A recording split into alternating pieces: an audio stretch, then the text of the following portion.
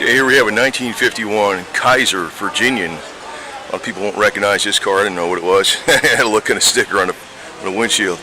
Kaiser Virginian. So, first, look at the motor here. We got a flathead, straight six flathead. I'm sure it's a smooth running. You know, people, flatheads didn't put out as much power, but they were reliable as all crap. I remember, if you look back at the mechanics back in the 50s when they came out overhead valve. Oh, that crap's no good. It's unreliable. Flathead. So you got a vent window in front and the back. That is freaking slick.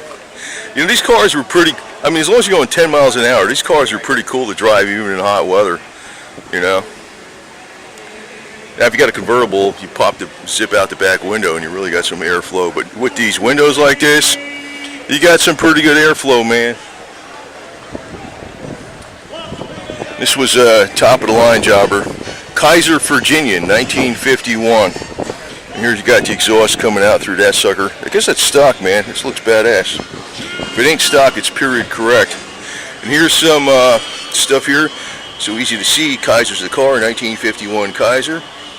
Kaiser have traveled over 20 billion miles. These are actually good cars, man. I don't know what the hell happened. I think it was something with the corporate fights or some garbage. Yeah, I like Ike, which was President Dwight D. Eisenhower. Ike, call him Ike. That was the campaign slogan. I like Ike.